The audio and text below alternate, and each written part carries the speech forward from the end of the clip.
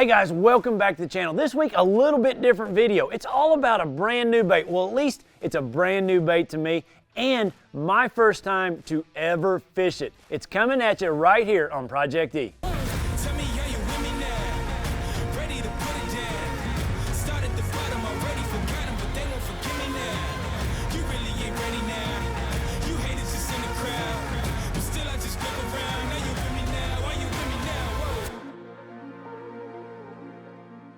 All right guys, so this is the bait, the Berkley Gilly. This thing comes in 3 different sizes. This thing actually won iCast.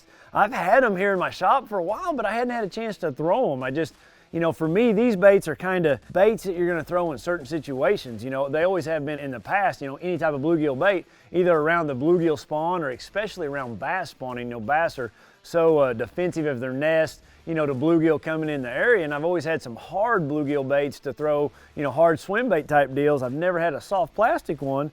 And, yesterday I had a little bit of time left, in the day. I was filming another Project E, and man, I tied it on. I just wanted to kill the rest of the day, and man, I was blown away by the bites that I got like instantly. It was crazy. I lost like one right off the bat. I wasn't even ready. Like, it was my second cast. I was still trying to adjust everything. And then bam, I started getting bites on it in a short amount of time. The problem was I only had like 2 packages of them in my boat, and I went through them really, really quick. But I kind of wanted to show you guys that footage, and then I wanted to show you kind of what I do with new baits. I always try to rig them up here at the house multiple ways, go in the pool, see what they look like in the pool. But you guys check out these fish catches, then we'll go over some different ways to rig these things.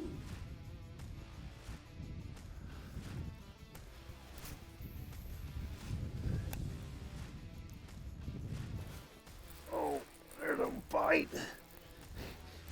Yes. Yes, yes, yes. All right, guys. I am throwing a brand new bait to me, one that I've never ever thrown in my life. It's just a bluegill bait. It's called the Berkley Gilly, and it's the craziest thing I've ever seen. I don't know what to say about it, but we're going to fish this thing today on Project E. I'm going to learn about it, and I'm going to teach you guys about it as I'm out here learning this bait. Let's go.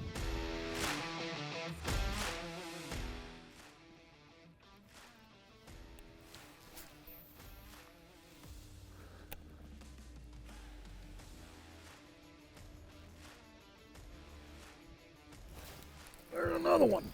Golly. Oh my goodness. Man, I haven't thrown this thing 5 times. Oh, there went my bait. Dadgummit. And I've caught 3 fish on it. That is so cool. All right. There's something about throwing a brand new bait. I don't know what it is, but when fish hadn't seen a bait, it's like you're in a lake, like a private pond or something. I got to get a new bait out. I'm going to show you guys what I'm throwing. It is just a bluegill imitation. And a good one at that. Man, let me tell you, it's just super cool. It's got like really, I don't know, just look how just soft it is. And I'm just winding it out there and reeling it in. We're on a power plant lake today. Man, it's like the fish are spawning, the water's warm. I'm not too warm, but the water's warm. And the bass are biting. I just started throwing this thing. Really trying to learn it, guys. That's what pro fishermen do. We get out and I've never thrown a bait like this. I've got other baits in my arsenal, bluegill baits like this, for when fish are spawning, and it's just a great bait to throw that time of year, but I've never thrown anything like this. This thing is really unique. I mean, pretty cool.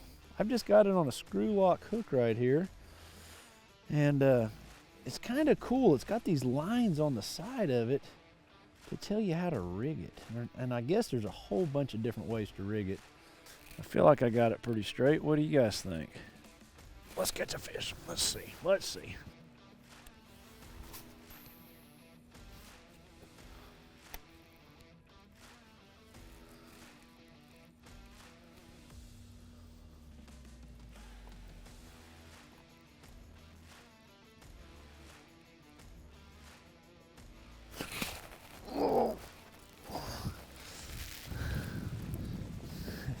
Cool bite. It's so cool. So cool. You just expect any one of them to be a great big giant. I don't know why, but I just do.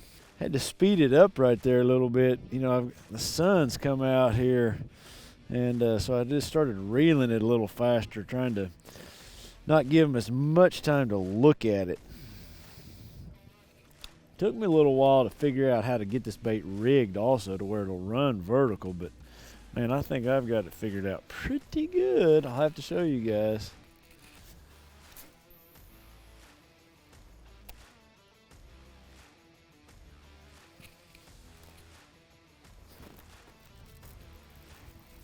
Oh yeah.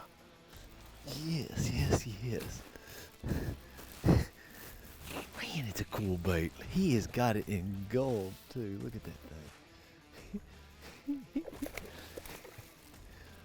Oh man. All I did different, you know, just since that sun come out, is just started burning that thing a little bit more. You know, just trying to quicken it up just so they couldn't see it. You know, I just don't have really great conditions for a swim bait. But when you got a good swim bait like that, thanks, buddy. Oh, I'm liking this bait, guys. I'm liking this bait. There's one thing you got to do, though. You got to mess with it. You got to... Oh, he tore me up. Dadgummit. You got to mess with it just enough. You know, just each time, make sure that thing's running vertical how I've got it rigged right now.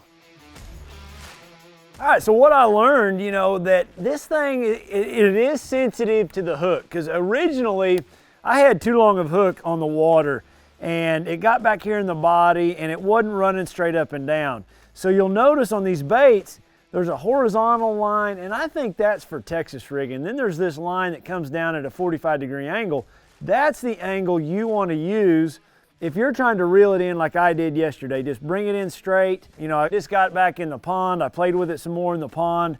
It's pretty cool. Like, it's really, really cool. I can go slow, and then I can go fast. There's going to be times that they are going to want that fast, burning over a bass's bed, you know, just like, man, that bluegill's running through there really quick, you know, trying to steal some fry. And, you know, so it's going to be cool that you can rig it both ways like that, or multiple ways, and be really versatile. So, you know, from a power stop breakdown on my gear, on the rod and reel that I'm using, I had this on a 7.3 medium heavy action carbon light rod, and I had it on a super high speed. That's a 8.3-to-1 platinum reel, and I've just got 17-pound fluorocarbon. I've got a 4/0 EWG style hook with a screw lock right in the nose of that, and that's how I had that 110 rigged. Man, it was pretty cool. Pretty cool, pretty cool. Let's talk about another thing. Oh, you know what else I just discovered out there in the pond, or in the pond and the pool? Man, this thing skips like a flat rock.